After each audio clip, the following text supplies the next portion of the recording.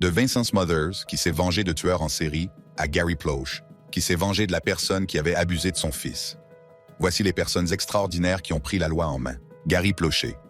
On se souvient de Gary Ploché pour avoir fait justice lui-même afin de se venger de Jeff Doucet, qui avait enlevé et maltraité Jody, le fils de Ploché. Au début, Ploché fait confiance à Jeff Doucet, un professeur de karaté, et tous deux deviennent proches. Cependant, Doucet a kidnappé Jody, le fils de Ploché, et l'a emmené de Louisiane en Californie. Doucet a abusé de Jody de façon répétée tout au long de l'enlèvement, portant gravement atteinte à la santé physique et mentale du garçon. Après avoir suivi Doucet et Jody jusqu'à un hôtel d'Anaheim, en Californie, le FBI a appréhendé Doucet et sauvé l'enfant. Mais Gary Ploché est devenu désespéré et enragé à cause de l'angoisse à laquelle Jody a dû faire face. En conséquence, Ploché prépare sa vengeance car il est déterminé à empêcher Doucet de faire du mal à quelqu'un d'autre.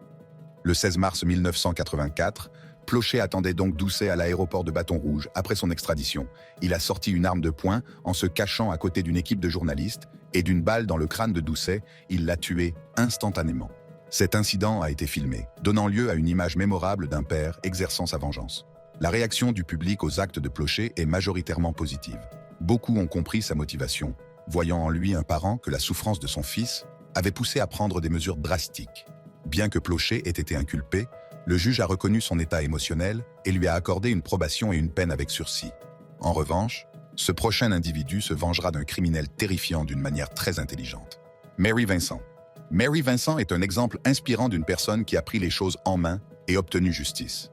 Lawrence Singleton semblait être un vieil homme fiable, mais en réalité, c'était un prédateur violent avec un passé criminel. En outre, Mary Vincent a été enlevée par Singleton en septembre 1978 et ils se sont rendus dans un endroit éloigné, où il l'a violemment agressée et l'a violée à plusieurs reprises.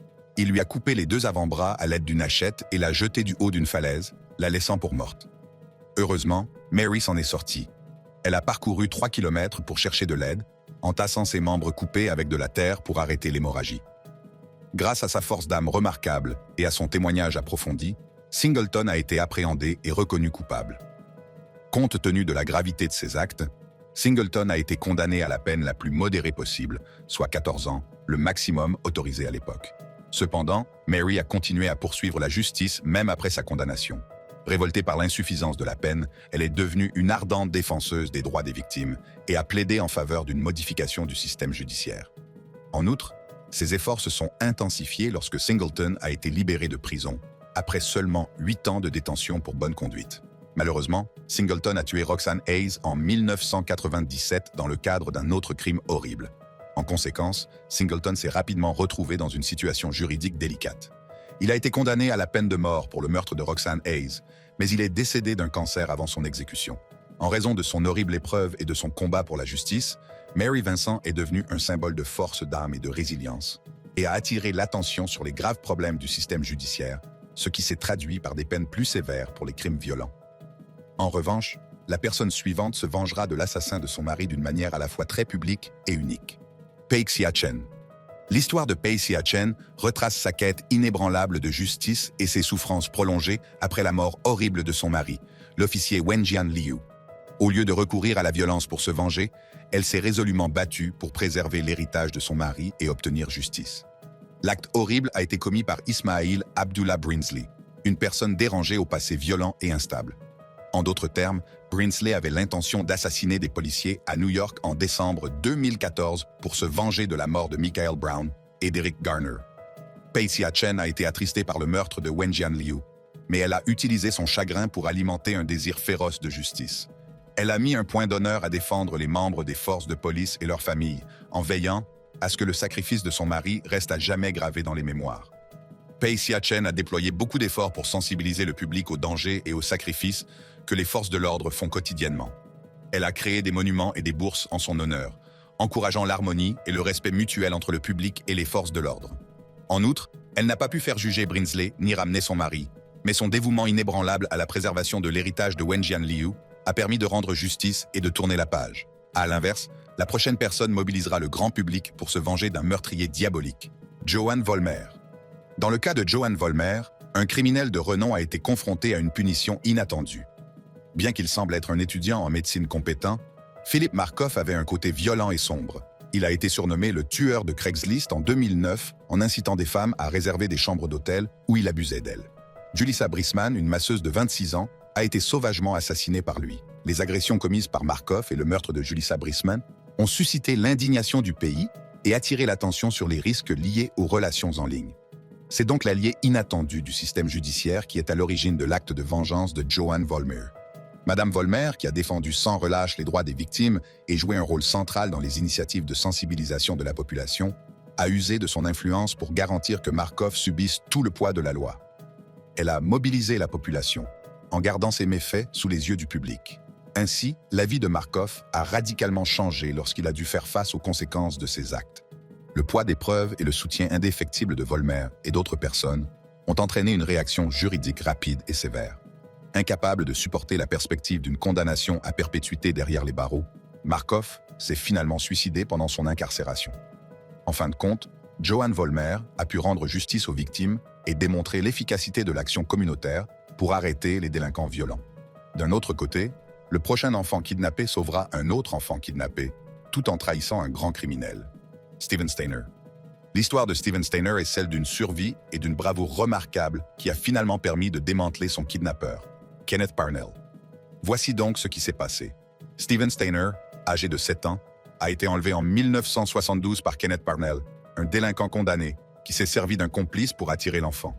En d'autres termes, Parnell a fait croire à Steven que ses parents ne voulaient plus de lui en jouant le rôle de son père. Parnell a ainsi maltraité et manipulé Steven sans relâche pendant 7 ans, allant même jusqu'à l'inscrire à l'école sous une fausse identité. Steven a beaucoup souffert de son enlèvement et des mauvais traitements prolongés qu'il a subis. Il a toujours eu peur et ne savait plus où il en était. En outre, lorsque Parnell a enlevé Timothy White, un autre jeune enfant, en 1980, on a pu constater à quel point il était résistant. Steven a donc fait un choix risqué après avoir réalisé qu'il ne pouvait pas permettre à un autre enfant d'endurer autant que lui. Steven et Timothy se sont donc échappés en mars 1980 et ont parcouru des kilomètres avant de recevoir de l'aide. Kenneth Parnell a également été appréhendé et placé en détention. Bien que Parnell ait été condamné à 7 ans de prison pour l'enlèvement et les mauvais traitements infligés à Steven et Timothy, il a finalement été libéré après avoir purgé une peine de 5 ans. Troublé par cette indulgence, Steven a continué à raconter son histoire et à sensibiliser le public aux problèmes de l'enlèvement et de la maltraitance des enfants. D'autre part, la personne suivante va se venger de son partenaire d'une manière très désagréable. Jodi Arias. Jodi Arias, dont le nom représente l'une des histoires de vengeance les plus dramatiques des temps modernes, a voulu se venger de Travis Alexander, qu'elle croyait être un tueur en série vicieux. Arias a donc assassiné Alexander le 4 juin 2008 en le poignardant plus de 30 fois, en lui tranchant le cou et en lui tirant une balle dans la tête. Elle a également affirmé que ce meurtre était une vengeance pour les mauvais traitements qu'elle avait subis tout au long de leur relation tumultueuse. Commençons donc par le début et expliquons comment tout cela s'est passé. Jodi Arias et Travis Alexander avaient une relation volatile et émotionnellement agitée. Jodi a déclaré qu'Alexander était agressif, dominateur et manipulateur, créant une atmosphère empoisonnée qui augmentait son sentiment d'effroi et de désespoir. En conséquence, Jodi Arias s'est vengé d'Alexander, affirmant qu'il s'agissait d'un acte de légitime défense. En outre, le procès de Jodi Arias a capté l'attention du pays et a été transformé en spectacle par une large couverture médiatique. L'accusation l'a décrite comme une tueuse de sang-froid, tandis que son équipe de défense l'a décrite comme une victime de terribles abus. Finalement, Arias a été reconnu coupable de meurtre au premier degré et condamné à la prison à vie sans possibilité de libération, ce qui a fait d'elle une affaire criminelle notoire. En revanche, la prochaine personne se vengera en dénonçant son méchant partenaire aux flics. Karla Homolka. Karla Homolka, dont le nom est associé à l'une des affaires criminelles les plus connues du Canada, s'est vengée de son partenaire, le vicieux tueur en série Paul Bernardo. En outre, Paul Bernardo a commis une série de viols et de meurtres brutaux à la fin des années 90 et au début des années 99. Par exemple, Leslie Mahaffey et Kristen French, 2 jeunes filles, ont été brutalement agressées et tuées par lui. Par conséquent, Karla Homolka a joué un rôle actif dans les actions de Bernardo, au lieu d'en être la simple spectatrice. En d'autres termes, elle a joué un rôle important dans le mal qui s'est produit en participant aux enlèvements et aux agressions. Mais au fur et à mesure que le poids de leurs transgressions augmentait, leurs relations commençaient à se désagréger. Karla Homolka s'est retournée contre Bernardo pour se venger et tenter de se sauver. Elle a donc conclu un accord de plaidoyer avec la police et a fourni un témoignage et des preuves essentielles qui ont conduit à la condamnation de Bernardo. Son implication a été présentée comme un ultime effort pour échapper à lui et aux retombées de leurs actes combinés. Compte tenu du rôle qu'elle a joué dans les crimes, nombreux sont ceux qui considèrent que la peine de 12 ans d'emprisonnement dont elle a écopé est relativement légère. À l'inverse, la prochaine personne se vengera de son mari malveillant après avoir pris connaissance de ses plans infâmes contre elle et d'autres personnes. Susan Kuhnhausen. Lorsque Susan Kuhnhausen, infirmière au service des urgences de Portland, Oregon, a déjoué le plan vicieux de son mari, Michael Kuhnhausen, qui voulait l'assassiner ainsi que d'autres personnes, elle a exercé sur lui une vengeance spectaculaire. Profondément amer et désespéré, Michael Kuhnhausen a planifié le meurtre de Susan dans le but de sortir de leur mariage malheureux. Michael était également connu pour ses accès de violence et ses comportements dominateurs. Son plan diabolique consistait à tuer Susan et à toucher son assurance-vie. Convaincu que la violence résoudrait ses problèmes, il a recruté Edward Haffey, un tueur à gages, pour commettre le meurtre. C'est ainsi que Haffey est entré dans la maison de Susan le 6 septembre 2006. Mais Susan a vivement riposté, se fiant à sa formation et à son instinct d'infirmière. Elle a surpassé Haffey dans un ultime combat, lui prenant le bras et l'étranglant de ses propres mains. Non seulement son courage extraordinaire et sa rapidité d'esprit lui ont sauvé la vie, mais elle a également mis au jour le projet de meurtre pour le compte d'autrui. Par ailleurs, le corps d'Edward Haffey a été découvert par la police le soir même à la résidence des Kuhnhausen. Les policiers ont également découvert qu'il était en possession de gants en caoutchouc jaune, d'un récipient de sirop de chocolat Hershey's et d'un agenda.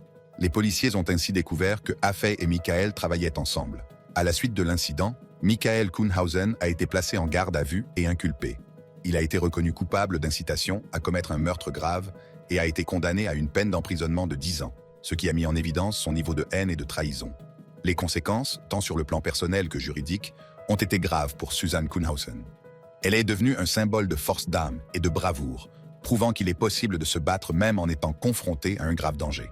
En revanche, le prochain criminel considérera les gens comme des tueurs en série, ce qui explique pourquoi il finira par assassiner sans raison apparente. Cary Stayner.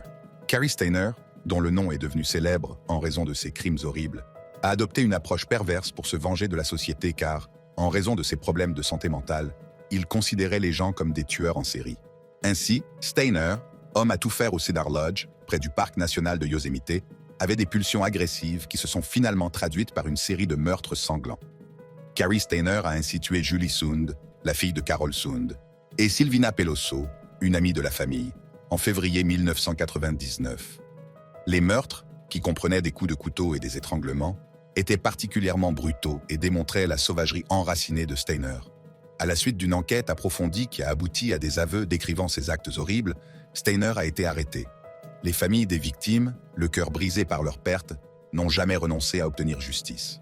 Le fait que l'affaire ait été largement médiatisée et ait bénéficié d'une grande attention de la part des médias a ajouté à leur chagrin. Cary Stayner a été condamné à mort en 2002, à l'issue de la procédure judiciaire. Les proches ont été quelque peu soulagés par sa condamnation, mais les blessures émotionnelles sont toujours présentes. En revanche, l'écolière suivante cherche à se venger de ses amis qu'elle considère comme méchants. Brenda Ann Spencer.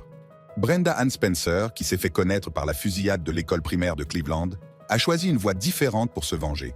Un acte de violence insensé et terrible. Brenda Ann Spencer était une enfant perturbée, victime de brimades et de difficultés. C'est ainsi qu'avec un pistolet de calibre 22 qu'elle avait reçu en cadeau, Spencer a commencé à tirer sur l'école de l'autre côté de la rue en ce jour fatidique. Burton Ragg, l'administrateur, et Mike Souchard, le concierge, ont perdu la vie dans la fusillade de l'école primaire de Cleveland alors qu'ils tentaient vaillamment de défendre les élèves. En outre, un policier et 8 enfants ont été blessés. Les proches des victimes, horrifiés par l'angoisse et la perte, aspiraient à la réforme et à la justice. Ils ont transformé leur chagrin en plaidoyer, se prononçant en faveur d'une réglementation plus stricte des armes à feu et de services de santé mentale, afin de rendre hommage à la vie de leurs proches. Après sa détention, Brenda Ann Spencer a été accusée de plusieurs chefs d'accusation d'agression avec une arme dangereuse, en plus de 2 chefs d'accusation de meurtre. Elle a été condamnée à une peine de prison de 25 ans, à perpétuité en 1980. Elle a fait l'objet de nombreuses auditions en vue d'une libération conditionnelle, mais elle est toujours derrière les barreaux. D'autre part, cette prochaine personne cherchera à se venger des tueurs en série et, plus important encore, des prédateurs. Jason Vukovich. Surnommé le Vengeur de l'Alaska, Jason Vukovich a exercé une sorte de vengeance distincte et sévère sur des prédateurs et des tueurs vicieux. Voici ce qui s'est passé. Vukovic a subi des années d'abus physiques et sexuels de la part de son père adoptif alors qu'il grandissait à Anchorage, en Alaska. Cet événement horrible lui a laissé des blessures émotionnelles durables et a attisé sa rage grandissante. En d'autres termes, les mauvais traitements qu'il a subis ont été à l'origine de son comportement ultérieur, qui l'a amené à poursuivre ceux qui avaient causé des souffrances comparables à d'autres. Il a donc commencé à s'intéresser aux délinquants sexuels enregistrés à Anchorage parce qu'il était animé par le désir de se venger de ses propres souffrances et de celles d'autrui. C'est pourquoi Vukovic s'est introduit dans les maisons des criminels et les a attaqués à coups de marteau. Il avait également un bloc-notes avec les noms et adresses des délinquants. Parmi ses victimes figurent Andrés Barbosa et Charles Albi, qu'il a également attaqué et frappé à la tête. En d'autres termes, Vukovic s'est livré à une brève mais violente action d'autodéfense. Ses activités ont attiré l'attention des médias, faisant de lui un personnage controversé qui opérait en marge de la loi, mais était motivé par la passion de la justice. Il a défendu ses agressions en disant qu'elles étaient nécessaires pour punir les méchants et sauver les innocents. En fin de compte, Jason Vukovic a été placé en détention et accusé de nombreux chefs d'accusation de vol et de violence. Il a été condamné à 23 ans de prison en 2018. Certains le perçoivent comme un héros qui a courageusement affronté des criminels, tandis que d'autres le considèrent comme un criminel qui a appliqué la loi de son propre chef. D'un autre côté, ce prochain tueur à gages se vengera de criminels très méchants. Vincent Smothers. Vincent Smothers, ancien tueur à gages de Détroit, a utilisé une tactique originale pour se venger de tueurs vicieux.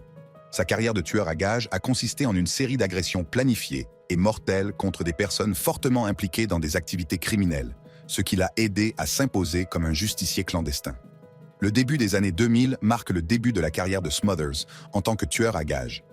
Acclamé pour son efficacité glaciale et son tact, il a été engagé par plusieurs clients pour éliminer des personnes souvent impliquées dans des crimes violents et dans le trafic de drogue.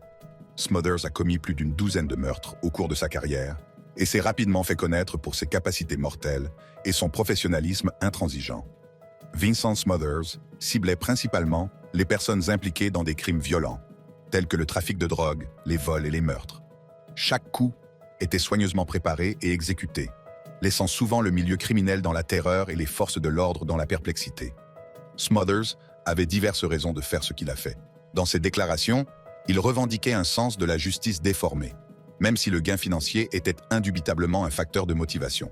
Smothers pensait qu'en s'en prenant à ceux qui blessaient ou attaquaient violemment les autres, il éliminait les personnes dangereuses de la rue. Cependant, ces actes ont eu des effets considérables sur les familles de ses victimes. Les morts brutales causées par Smothers ont attristé encore plus les familles, qui souffraient déjà des conséquences des activités illicites de leurs proches. Après avoir été appréhendé, Vincent Smothers a admis avoir commis de nombreux meurtres, révélant ainsi l'étendue de sa profession meurtrière. À l'inverse, ce prochain avocat se vengera de tueurs en série brutaux, mais il sera assassiné un jour ou l'autre. Jonathan Paul Luna. Tout au long de sa carrière juridique, le procureur adjoint Jonathan Paul Luna s'est efforcé de traduire en justice des tueurs en série. Cependant, il est décédé de manière inexpliquée, ce qui a suscité des inquiétudes quant au fait que sa mort ait été motivée par des représailles contre les personnes qu'il avait traduites en justice. Monsieur Luna a donc mené une carrière fructueuse en tant qu'assistant du procureur des États-Unis à Baltimore, dans le Maryland.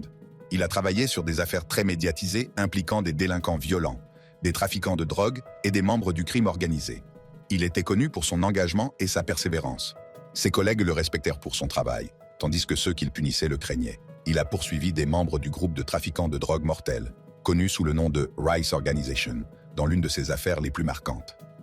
Cependant, le 4 décembre 2003, la vie de Luna a pris un tournant dévastateur. Il a été découvert mort dans un ruisseau isolé de Pennsylvanie, après avoir été poignardé 36 fois avec son propre canif. La mort de Luna fait l'objet de nombreuses hypothèses et rumeurs. Certains pensent qu'il a été victime de tueurs en série qui se vengeaient de son implication dans les poursuites engagées contre eux. D'autres évoquent ses éventuelles motivations personnelles ou professionnelles. L'une d'entre elles soutient qu'il a été contraint de se mettre dans une situation qui a finalement entraîné sa mort prématurée. En définitive, l'affaire Jonathan Paul Luna n'est toujours pas résolue et reste un mystère. Son décès a créé un vide dans le monde juridique et une inquiétude parmi ses associés. En revanche, le prochain prisonnier va se venger de ses codétenus, Charles Bronson. Connu comme le prisonnier le plus violent de Grande-Bretagne, Charles Bronson a exercé sa propre vengeance sur des détenus qu'il jugeait vicieux. Né en 1952 sous le nom de Michael Peterson, il s'est fait appeler Charles Bronson tout au long de sa carrière criminelle. Lorsque Bronson a été emprisonné pour vol à main armée en 1974, sa peine a souvent été prolongée en raison de ses accès de violence et de ses attaques contre le personnel de la prison et d'autres détenus. Au cours de son incarcération, Bronson a souvent attaqué d'autres prisonniers qu'il considérait comme dangereux ou moralement répugnants. L'un de ces incidents s'est produit en 1999, lorsqu'il a exigé qu'un hélicoptère l'emmène à Cuba, tout en retenant un autre prisonnier en otage. Lors d'un autre incident notoire, Bronson a violemment battu un prisonnier qui avait été reconnu coupable d'accusations sexuelles. Ces actions étaient motivées par le code de Bronson, qui stipulait que certaines infractions méritaient une punition immédiate et sévère. De nombreuses théories ont été élaborées sur les motivations de Bronson. Alors que certains perçoivent ces activités comme une forme déformée de justice vigilante, d'autres y voient une quête de respect et de pouvoir au sein de la hiérarchie pénitentiaire. En réaction aux actions de Bronson, le système pénitentiaire a été strict. Pendant la majeure partie de sa peine, il a été logé dans des installations de haute sécurité et en isolement. En outre, en raison de ses penchants agressifs, les autorités ont eu du mal à le gérer, malgré plusieurs efforts de réhabilitation. D'autre part, le prochain individu va se venger de 4 criminels qui ont tenté de le voler. Bernard Goetz. Réputé pour ses actions en tant que justicier du métro, Bernard Goetz s'est vengé de ceux qu'il croyait être des agresseurs vicieux lors d'un incident survenu en 1984 dans la ville de New York. Cette action d'autodéfense et les représailles qui ont suivi ont marqué un tournant dans la lutte de la ville contre la criminalité. En conséquence, les événements suivants se sont produits. Goetz, un expert en électronique polie, en vint à représenter la colère du public lors d'une protestation généralisée. Or, ce jour-là, 4 jeunes hommes, Darrell Cabby, Barry Allen, James Ramser et Troy Canty, abordent Goetz dans le métro de New York pour lui demander de l'argent. De l'autre côté, Goetz craignait pour sa vie et portait une arme à feu non autorisée parce qu'il avait été agressé lors d'une précédente agression et qu'il n'était pas satisfait de la réaction de la police. Goetz a donc pris la décision rapide de sortir son arme et de tirer sur les 4 hommes, les blessant grièvement. En outre, ses actions étaient motivées à la fois par l'effroi et par le désir d'empêcher que sa personne ne soit à nouveau attaquée. Par ailleurs, la réaction de l'opinion publique aux activités de Goetz a été très contrastée. Certains l'ont salué comme un héros pour s'être attaqué à la criminalité urbaine, alors que les autorités n'avaient apparemment pas d'autre choix. D'autres ont dénoncé ces actes comme étant excessivement motivés par la race, étant donné que les 4 hommes étaient des Afro-Américains. En outre, l'incident a suscité d'intenses discussions sur le vigilantisme, le racisme et la criminalité en Amérique. Goetz a dû faire face à une longue bataille juridique. Il a été accusé d'agression, de mise en danger d'autrui et de tentative de meurtre. En 1987, il a été reconnu coupable uniquement de possession illégale d'armes à feu, après qu'un jury l'ait blanchi des accusations les plus graves, et il a été condamné à 8 mois de prison pour ce délit. D'autre part, cette personne se vengera sur les travailleurs du sexe, car elle pensait qu'ils étaient membres d'une organisation criminelle liée à des meurtres en série. Jack Unterweger. Jack Unterweger a utilisé son travail de journaliste comme couverture pour ses meurtres odieux, adoptant une approche sombre de la vengeance. Voici donc ce qui s'est passé. Le casier judiciaire d'Unterweger commence en 1974, lorsqu'il est reconnu coupable de meurtre et condamné à une peine de 20 ans de prison. Étonnamment, tout au long de sa détention, il s'est reconverti en écrivain et en journaliste, produisant des pièces de théâtre, des romans et une autobiographie qui a attiré l'attention du plus grand nombre. Beaucoup pensaient qu'il avait changé de vie lorsqu'il a été libéré au début de l'année 1990, après une apparente guérison. Cependant, Unterweger s'est lancé dans une série de meurtres à travers l'Europe et les États-Unis. Il s'est servi de sa carrière comme d'une couverture pour commettre d'autres actes horribles en se faisant passer pour un journaliste enquêtant sur les meurtres de prostituées. En outre, la technique caractéristique d'Unterweger, qui reliait les meurtres dans différents lieux, consistait à étrangler ses victimes avec leur propre soutien-gorge. Il a d'abord réussi à éviter les soupçons grâce à sa double existence d'assassin brutal et d'écrivain respecté. Mais lorsque le schéma des meurtres est devenu évident, la poursuite d'Unterweger par les forces de l'ordre s'est intensifiée. Les détectives se méfient de lui en raison de ses enquêtes journalistiques sur les mêmes crimes. Les autorités ont donc reconstitué sa double identité en examinant de près ses activités et ses relations avec les lieux du crime. C'est ainsi qu'Unterweger a été appréhendé en 1992. En raison des preuves accablantes à son encontre, il a été reconnu coupable de nombreux meurtres. Il a été condamné à une peine de prison à perpétuité sans possibilité de libération. En outre, Unterweger s'est suicidé à la prison de Graz-Karlau en se pendant avec une corde d'un pantalon de survêtement et un lacet de chaussures, en utilisant le même nœud que celui découvert sur toutes les personnes qu'il avait étranglées. Si vous avez aimé regarder cette vidéo, Continuez à l'explorer en cliquant sur l'une des cartes de votre écran pour découvrir d'autres vidéos passionnantes comme celle-ci.